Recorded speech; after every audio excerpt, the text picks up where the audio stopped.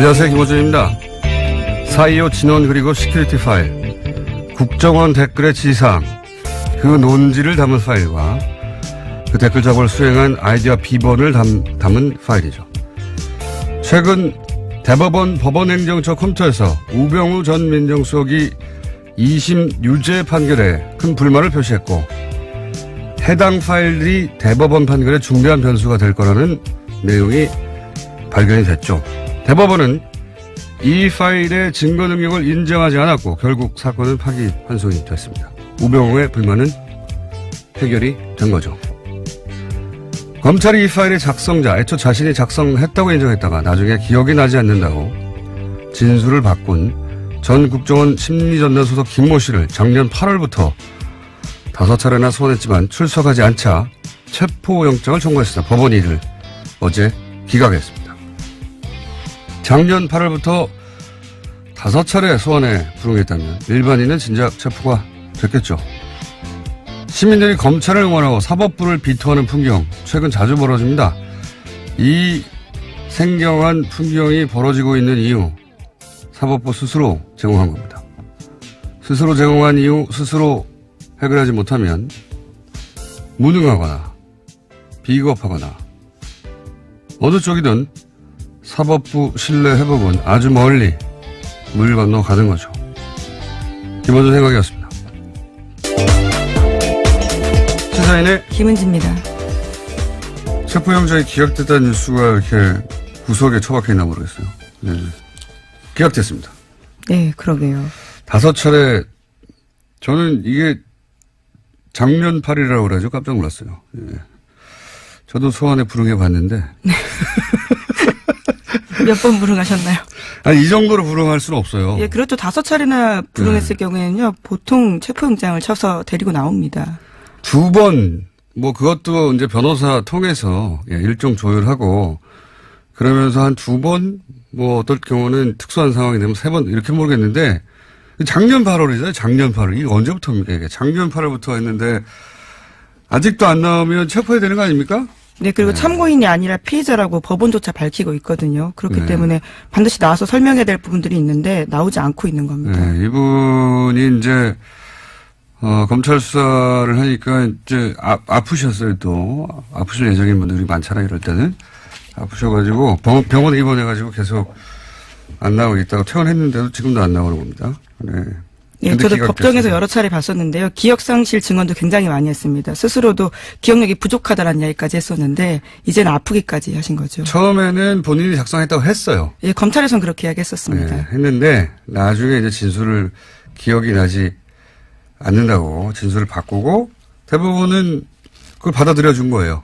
예. 본인이 기억나지 않는다고 하니까 본인이 작성한 게 확인이 되지 않는다. 이거 얼마나 편합니까?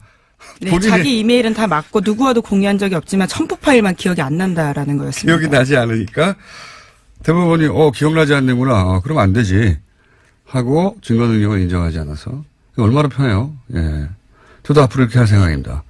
무슨 문제가 생기면.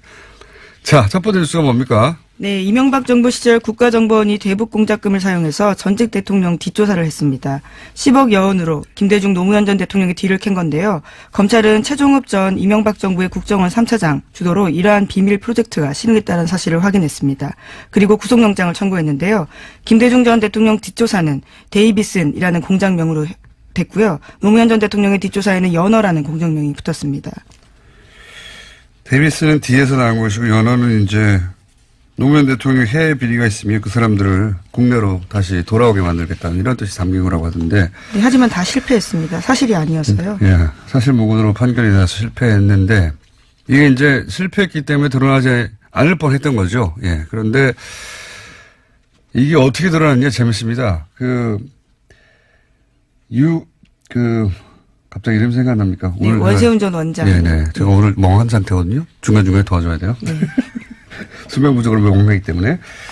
원세훈 원장이 이제 국정원 자금을 유용한 사건을 뒤지는데 그 중에 하나가 호텔 스위트룸을 개인 용도로 빌렸는데 그 자금이 대북 공작금이었던 거예요. 네, 하필이면 대북 공작금을 손을 대서요. 줄줄이 엮이게 된 겁니다. 대북 공작금을 이용해서 대북 공작 능력을 조화시켰기 때문에 북을 이롭게 했으니까 빨갱이죠. 보수 진영의 논리로 따지면. 어쨌든, 근데 이제 그 자금을 뒤지다 보니까 비는 구석들이 있는 거죠. 그 비는 구석들을 또 따라가다 보니까 이게 나온 거예요. 예. 이런 게 요즘 보수에서 유행하는 단어로 말하자면 정치 보복인데, 근데 이제 그 용어로도 전혀 적합하지 않은 것이 보복이 되려면 김대중 노무현 두 대통령이 이명박 전 대통령을 굉장히 괴롭혔어야 되잖아요. 그런데 사면을 해줘서 정치를 복귀시킨 게 김대중 전 대통령이고, 그리고 청계천 한다고 했을 때 서울시장, 이명박 서울시장 시절에 중앙부처가 이거 협조해주지 않으면 안 되거든요. 보수 정권이었을 때 박원순 시장이 뭐 한다 그러면 그렇게 못하겠어요. 노무현 대통령 때는 이거 해주겠어요. 네, 아예 국정원에서 보고서까지 쓰면서 공작을 했었던 바가 드러난 바가 있죠. 박원순 서울시장. 노무현 대통령 때는 이명박 서울시장이 청계천 복원한다고 하는 게 기본적으로 대통령 되기 위한 프로젝트였지만 그래도 물이 흐르는 게 낫다. 그래서 중앙부처 협조해주라고 했단 말이죠. 무슨 피해를 입기는커녕 도움을 받은 거예요. 기본적으로 대통령 가는 길로. 이게 최소한의 인간적 도의도 없는 이거는 그냥 정치 린치인 거죠. 린치. 보복이 아니에요. 이명박 전 대통령이 한 것은 린치를 가했죠. 심지어 대북 공작금을 사용해서 그조차도 사실로 드러나지 않았다라고 하는 근데 건데요. 이제 뭐 이런 일이 있지 않았을까 짐작만 하다가 이번에 이제 원세훈 원장의 큰 도움으로 이분이 큰 도움을 많이 주시고 계세요. 예, 특활비도 이분으로부터 시작된 것이고 동상을 세워드려야 될까. 어쨌든 여러 가지가 밝혀지고 있는 와중에 당사자들이 모두 인정했다라고 합니다. 자, 대북 공작금이라고 대북 공작금. 이 대북 공작금을 또 이 자금 추적하는데 국세청이 동원돼서 예, 국세청 당시 국세청장에게 도와주세요. 예, 이현동이라고요. 네. 당시에는 국세청장은 아니었고 서울지방국세청장이었습니다. 그렇습니까? 예. 그리고 나서는 마지막엔 국세청장이 됩니다. 했죠. 예. 그때 이제 이 공작금을 받았다는 겁니다. 예, 오늘 아침 동아일보 보도인데요. 이명박 정부 시절에 이현동 전 국세청장이 위 프로젝트, 그러니까 데이비슨 프로젝트를 도운 대가로 국정원 돈 받았다라고 합니다. 수천만 원이 쓰였다라고 하는데요. 이 또한 대북 공작금이라고 합니다. 원전 전 국정원장이 큰 일을 하고 있습니다. 자, 새로 나온 내용입니다. 예. 대북 공작금으로 전직 대통령들 뒤를 캐다가 실패했는데 실패했던 사건이 이제 드러난 겁니다. 대북 공작금을 사용했기 때문에. 자, 다음 뉴스는요? 네, 박근혜 정부 또한 세월호 참사 특조위에 대해서 조직적인 방해, 그러니까 공작을 했다는 사실이요. 검찰 조사 결과 확인됐습니다. 여기에는 새누리당 원내 수석부대표였던 김재원 의원, 조윤선 당시 정무수석, 그리고 해양수산부 고위 관계자가 방해 공작을 했다라고 하는데요. 최종 지휘를 한 사람은 이병기 청와대 비서실장이라고 합니다. 특조위가 방해받고 있다. 정부가 당시 박근혜 정부가 특조위를 방해하고 있다는 이야기는 특조위에서 활동하던 분들이 모두 다 했었어요, 그때. 네, 심지어 당시에도 문건이 나온 바가 있습니다. 부정해서 그렇죠. 그때는 이제 해수부 문건이 나왔는데, 이제. BH라고요. 인정하지 않았었죠. 근데 지금은, 조사가 이루어져서, 누가 그 일을 주도했는지가 이제 특정되기 시작한 건데, 여기 또 의외로 조윤선 전 장관이 등장을 하네요. 해수부 고위 관계자야, 당연히 해수부 관할 부처니까 등장을 했을 텐데 조윤선 정무수석이 당시에 이 사안에 관여했다. 네. 이 사안이 또 기소되면 조윤선 전 장관의 형량이 늘 수가 있겠네요. 아주. 네, 굉장히 구체적으로 장소와 시간이 특정되고 있는데요. 2015년 1월 달에 세 사람이 만나서 특정 호텔에서 만났다라고 합니다. 그러면서 박근혜 전 대통령 7시간 행적 등을 조사하려고 했던 특조위 방해 공작 논의했다라고 하는데요. 여기서 제로베이스라는 단어가 나온다라고 합니다. 그러니까 특조위 인원과 예산을 모두 축소해서 집행하라라는 의미로 보고 있다고 합니다. 그러니까 특조위 출범하기 이전 제로베이스처럼 만들어버리라 뭐 이런 의미였던 것 같은데 이게 이제 그 이후에 벌어진 일을 생각해 보면 당시에 여야가 추천한 특조위원들이 있었어요. 근데 어느 날 갑자기 이 특조위원들 기자회견을 여는 겁니다. 기자회견을 하고 나서 싹 빠져버리죠. 네. 심지어 여당 추천 의원들이 특조위를 비판하면서 나가는 겁니다. 그리고 나서 그때 이제 특조위에 파견된 공무원들도 있었거든요. 공무원들도 싹 철수를 해요. 그러니까 야당 추천 인사들만 남았는데 공무원들이 도와줘야 부처에서 무슨 협조를 받죠. 아무것도 못하는 거예요. 근데 복사나 팩스도 보내지 못했던 상황이라고 저도 기억하고 있는데요. 그때 이분들이 사실 엄청나게 항의했는데 언론이 제대로 다뤄주지 않았었는데 생각해 보시면 보십시오. 당시 이명기 청와대 비서실장은 사실 국정원장 출신이죠. 예. 국정원에서 이런 일을 했던 것도 드러났었죠. 이 공무를 공작처럼 한 거예요. 예. 자기들끼리 모여가지고 이렇게 싹 특조위 활동을 방해하자 한 다음에 여당이 당시 새누리당이 추천한 특조위원들한테 기자회견을 시켜줘. 시키면 합니다. 시키면 해요. 그리고 공무원을 철수시키죠. 시키면 하는 겁니다. 다 이렇게 한 다음에 결국은 무력화해서 할 수 있는 두 손 들게 만든 거죠. 예. 그거 알아야 합니다. 당시 이명박 박근혜 정부 시절에는 정권이 좋아하거나 싫어하는 일들은 공적 업무를 공작처럼 했어요. 자원외교 좋아하면 공작처럼 진행하고, 예. 예를 들어 세월호 특조위 싫어하면 공작처럼 방해하고. 이게 이제 정말 뒤져보면 어마어마하게 많이 나올 것 같아요. 그래도 된다고 생각했거든요. 그때 당시 정권. 당시 김재원 의원은 세금 도둑이라는 프레임을 만들어서 특조위를 굉장히 비난했었는데요. 하지만 이에 대해서 김재원 의원은 조윤선 수석과 해수부 고위 관계자 따로 만난 기억 없다라고 현재로서는 부인하고 있다고 합니다. 글쎄요, 기억은 없으실 수 있겠죠. 불리한 기억은. 예, 특별한 상황에서. 근데 이제 이게 이 정도 나왔으면 제가 보기에는 곧 기소가 될 것 같네요. 예. 네, 해수부 차관과 해수부 전 장관들이 피의자 신분으로 나와서 이와 같은 사실에 대해서 진술하고 있다라고 합니다. 그러니까요. 이미 그때 만났던 그 자리에 있었던 사람들이 얘기를 하고 있으니까요. 자, 다음 뉴스는요. 네, 현직 검사가 자신이 겪은 성추행을 폭로했습니다. 서지현 창원지검 통영지청 검사인데요. 서 검사는 가해자로 당시 법무부 간부 안태근 검사를 지목했습니다. 당시 법무부 핵심 간부에게서 사과받기는커녕 인사상 불이익까지 당했다라고 이야기하고 있는데요. 또 성추행 사실을 당시 최규일 법무부 검찰국장, 그러니까 현재 자유한국당 의원이 앞장서 덮었다라고 주장도 했습니다. 저는 이 서지현 검사 인터뷰는 우리 사회의 이제 보수성 그리고 현재 여성의 사회적 지위 혹은 검찰 조직이라는 특수성을 다 감안했을 때 개인적으로 굉장히 역사적 인터뷰라고 생각합니다. 네. 왜 역사적 인터뷰라고 아마 두고 이정표가 되는 인터뷰가 그런 인터뷰로 기록이 되지 않을까. 굉장히 힘든 인터뷰군요, 이게. 네, 굉장한 용기를 냈다라고 봅니다. 이 인터뷰 본인도 용기를 냈겠지만 인터뷰로 인해서 많은 같은 처지에 있는 여성들이 위로도 받고 격려도 받고 그리고 용기도 되고 그래서 더 적극적인 폭로로 이어지는 이제 계기가 됐으면 좋겠는데 이게 헐리우드의 제작자 하비 웨인스타인인가요? 예. 네.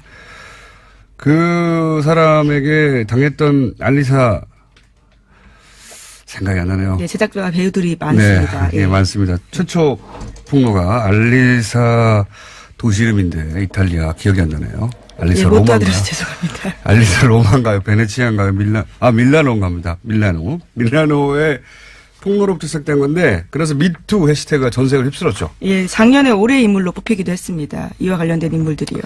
우린 조용했어요. 예, 그런 일이 없어서가 아니라 그 일을 공개했을 때 입을 수 있는 피해가 굉장히 두려웠던 거죠. 예.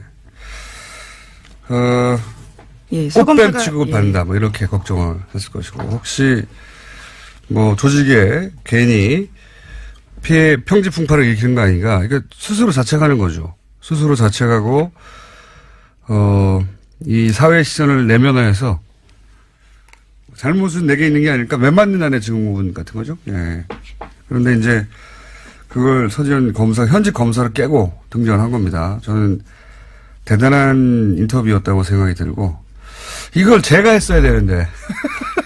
네, 어제 원래 글을 먼저 올렸었는데요. 관련 글에서는 캠페인이 미투 해시태그 달았다라고 합니다. 네. 그리고 관계자들의 반론도 말씀드려야 될 것 같은데요. 안 전 국장은 오래된 일이고 술 마신 상태라 기억이 없지만 있었다면 사과한다라고 하고요. 최규일 의원은 전혀 기억이 없다면서 왜 나를 끌어들였는지 이해하기 어렵다라고 주장하고 있다고 합니다. 예, 밝혀지겠죠. 예. 어쨌든 저는, 서지현 검사 응원하고, 제2, 제3회 서지현이 계속 나오기를 응원하고, 이 인터뷰 자체가, 이정표로 기록될 역사적인 인터뷰였다. 저는 그렇게 생각합니다. 다만 아쉬운 것은 내가 했었어야 하는데. 예, 대검 감찰본부에서 계속해서 조사하겠다라고 하니까요. 이후 상황들도 팔로우하실 수 있을 것 같습니다. 알겠습니다. 오늘은 인터뷰가 많아가지고 바로 이어가지고 저희가 어제도 미니를 하나 했기 때문에 미니를 하나 준비했습니다. 안철수 대표 비서실장 송기석 의원 수트에 직접 나오셨습니다. 안녕하십니까? 네, 안녕하십니까. 송기석입니다. 전화와 통화만 하다가 반갑습니다. 어제 이상돈 의원도 직접 나오셨기 때문에. 아, 그러셨어요? 직접 나오시는 게 좋을 것 혹시 같아요. 이 자리에 앉으셨습니다. 바로 그 자리에 앉아 계셨습니다. 네. 똑같은 시간대에. 예. 우선 돌아올 수 없는 다리를 걷는 건 맞죠, 이제? 예, 그런 것 같습니다. 사실 그렇죠. 어제 그제 일월 28일 이른바 이제 통합 반대하는 이른바 민평당 측에서는 장준이 발기인데 이렇게 하고 그리고 통합 추진하는 국민당 안철수 대표 측에서는 당무위 열어서 179명 징계함으로써 사실상 끝난 거죠, 이제. 돌아올 수 없는 다리를 걷는 거 아닌가 그렇게 보입니다. 알겠습니다. 어차피 이제 돌이킬 수 없는 일이면 그냥 핵심 몇 가지만 여쭤보겠습니다. 지금 최근에 논란이 되는. 예. 그 전당대회 때 이제 당원을 이것저것 바꾼 거 이것에 대해서 반대쪽에서는 꼼수라고 하는 평가에 대해서는 어떻게 생각하십니까? 당원 자체를 바꾸지는 않았습니다. 그렇지 않아도 당규문만 바꾼 겁니다. 그렇죠. 이제 네. 당원까지 예를 들자면 그러니까 대표 당원에 의한 투표 방식의 전당대회가 아닌 다른 거기다 또는 추가하거나 그걸 논란이 있었는데요. 일단 정면 돌파한다는 측면에서 당원은 개정하지 않았고 당규만. 예, 당규만 이제 그 전당대회 방식에 대해서만 좀 당규를 바꿨는데 이게 좀 여러 면에서 꼼수다라는 평가에 대해서는 어떻게 생각하십니까? 네, 새벽 6시에 시작한다든가 보는 입장에 따라서는 그렇게 볼 수도 있는 것 같습니다. 왜냐하면 전통적인 의미에 그러니까 한 장소에 특정 시간에 모여서 거기서 잠깐 토론 후에 투표하는 그런 형태가 전통적인 전당대회 아니겠습니까? 그렇지만 이 현대 이 뉴미디어 시대에 와가지고 과연 그 방식을 꼭 고수한 게 옳으냐라는 측면인데요. 거기에 이제 다른 걸 더 가미했다고 볼 수 있을 것 같습니다. 근데 모집단을 줄이려고 대표당원한테 전화해서 모집단을 1000명을 한 절반 가까이 쳐낸 것도 포함해서 의장 권한을 사실상 무력화하는 디테일한 몇 가지 장치 이런 건 사실 반대파가 이렇게 했으면 안철수 대표 측에서 가만 안 있었겠죠. 예, 분명히 제가 보기에도 논란의 소질이 있습니다. 다만 대표당원 같은 경우는 거의 한 이제 6,500한 7,000명 가까이 다시 회복된 상황이고 그게 뭐냐면 결국 당비를 내지 않은 분들 또 연락이 안 되는 분들을 어떻게 대표당원 지위를 유지할 것인지 여부가 이제 핵심이었던 것 같습니다. 핵심은 그게 아니라 어떻게든 통합을 하려고 하다 보니까. 그렇죠. 그런 측면도 있죠. 그런 측면이 다 아닙니까? 예, 그렇죠. 전대 이제 가결을 위해서 사실 그렇게 그렇습니다. 인정하겠습니다. 갑자기 훅 인정하시면. 네. 자. 그리고 또 한 가지 계속 언론에 등장하는 게 이상돈 의원 비롯해서 통합에 반대하는 세 분의 비례대표. 네. 세 분보다 더인지 모르겠지만 어쨌든 드러난 건 세 분. 이분들의 출당을 본인들은 요구하는데 안철수 대표가 혹시 이걸 해줄 가능성이 조금이라도 있을까요? 그 전에는 아무래도 이제 정당의 자산이다. 당시 총선 당시에 정당을 보고 투표한 거 아니냐 그런 측면에서 임무로 할 수 없다라는 원칙적 원론적 입장을 표현하다가 어제 그제 이제 그 당무위 전에 입장 발표를 하면서 이제 나가세라 사퇴 요구까지 했습니다. 근데 사퇴하면 의원직을 요구. 그러니까요. 그래서 제가 보기에는 지금 우리 당 상황은 좀 통상의 상황은 아니라고 봐야죠. 더더군다나 사실상 분당 상황 아니겠습니까? 이런 경우는 그게 과연 그 의원직을 유지해 주는 게 오느냐 아는 게 오느냐. 다만 정치적 상황 변화에 따라서는 정치적으로 해결해야 되지 않겠습니까? 정치적으로 해결한다는 것은 유승민 대표의 표현에 맞춰서 이해하면 출당시켜 주라는 건데요. 네. 안철수 대표가 그렇게 할까요? 아마 상황에 따라서는 그렇게 갈 수도 있을 것 같습니다. 왜냐하면 그건 절대 안 된다고 말하는 것은 좀 통상의 경우와는 다르기 때문에 제가 이제 이렇게 그렇죠. 말씀드립니다. 안철수 대표가 국민의당 창당할 때도 민주당 소속 비례 이 얘기 여러 번 나오지만 네, 그랬습니다. 언론에서도 그러니까요. 민주당이 요구했고 민주당에서 출당시켰죠. 실제 경남도 의원 그렇게 해줬고. 그러니까 안철수 대표 자신은 했는데 인사동돈 의원은 안 된다. 이거는 앞뒤가 안 맞췄습니까? 그렇습니다. 그 측면이 있습니다.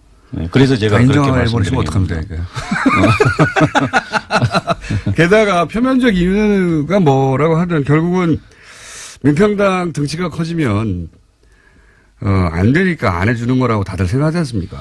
그 측면도 있고 사실상 이렇게 민평당이 교섭단체 이상이 커진다면 이건 정상적인 통합으로 제가 봐도 보기 어려운 거 아니겠습니까? 이게 네. 아니 통합 합당이라는 게 저는 국민의당의 외연 확장이고 사실상 흡수라고 생각하지만 형식상 통합이지만 그렇다 하더라도 이건 마이너스 통합 이건 의아해야 할 거 아닙니까? 그러니까 그런 측면에서도 자기가 욕먹지 않으려고 그리고 남이 잘 될까 봐 막는 거잖아요. 아무튼 그런 측면보다는